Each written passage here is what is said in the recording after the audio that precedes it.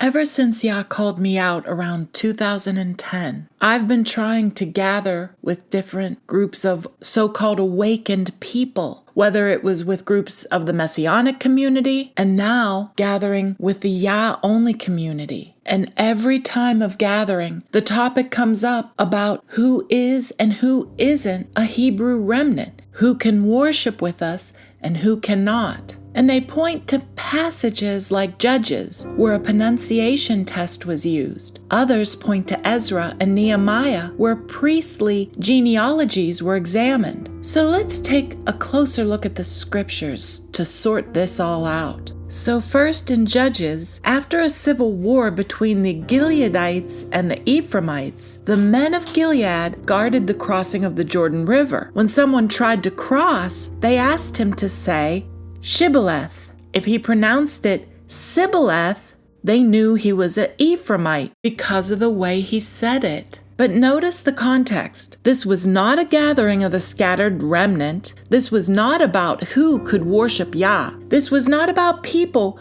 returning from the nations. This was a military conflict between two groups already living in the land. So now let's look at Ezra. After the return from Babylon, some men claimed to be priests. Ezra 2, verse 62. These sought their register among those that were reckoned by genealogy, but they were not found. Therefore were they, as polluted, put from the priesthood. Again, notice the context. This was about serving as priests in the temple. They had genealogical records and they had priestly offices. They were restoring temple worship. But today, we are scattered to the four corners of the earth. Many of us don't even speak Hebrew. We speak hundreds of different languages. And a lot of us speak English, but even others of us speak English with a British accent. The temple is gone, the Levitical priesthood is gone, the genealogical records are gone. So the question becomes, how does Yah identify his scattered sheep? And does Yah tell us to identify one another? Or does he tell us that he will identify his own? Ezekiel 34, verses 11 through 12. For thus says Yah Elohim, indeed I myself will search for my sheep and seek them out, as a shepherd seeks out his flock on the day he is among his scattered sheep. So will I seek out my sheep and deliver them from all the places where they were scattered in the cloudy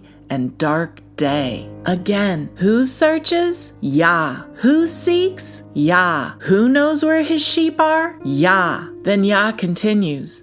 Ezekiel 34, verse 13. And I will bring them out from the people and gather them from the countries and will bring them to their own land and feed them upon the mountains of Israel by the rivers and in all the inhabited places of the country. So Yah says, I will search, I will seek, I will gather, I will bring them out, and I will feed them. Again, who is doing the gathering? Yah. And Jeremiah tells us why Yah alone can do this. Jeremiah 17, verse 10. I, Yah, search the heart. I test the mind to give every man according to his ways, according to the fruit of his deeds. And Samuel reminds us in 1 Samuel 16, verse 7, For Yah does not see as man sees, for man looks at the outward appearance, but Yah looks at the heart. People can only see what is on the outside.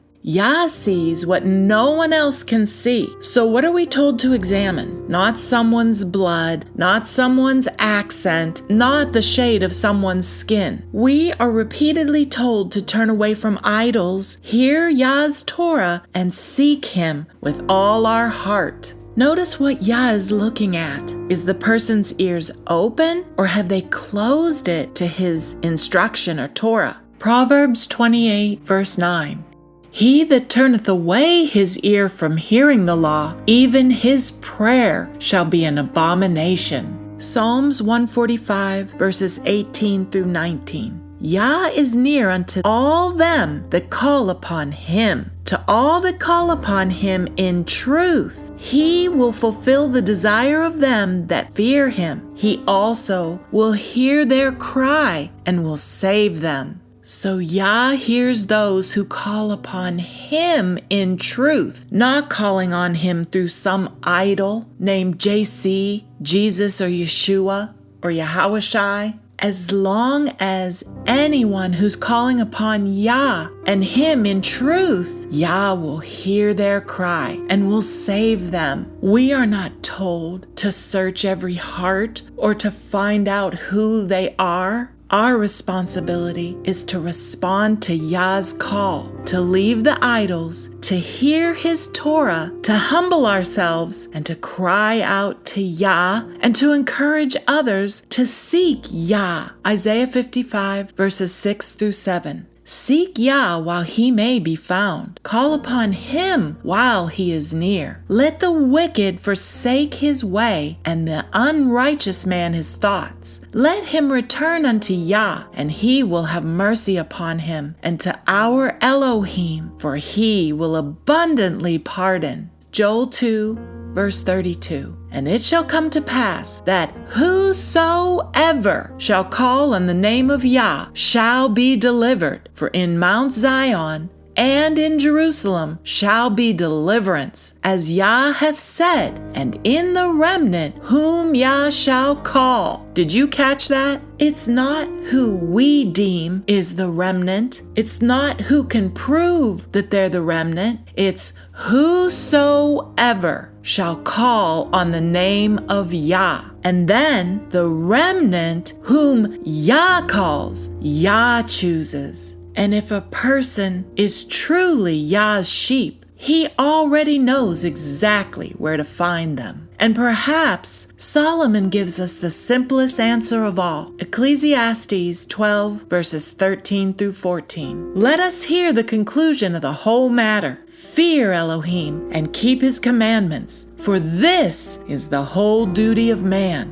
For Elohim shall bring every work into judgment with every secret thing, whether it be good or whether it be evil. To the called out remnants scattered to the four corners of the earth, cry out to Yah only, and let Yah do what only Yah can do. He is the shepherd. He searches the heart. He knows his sheep, and he will gather his scattered remnant. Hallelujah.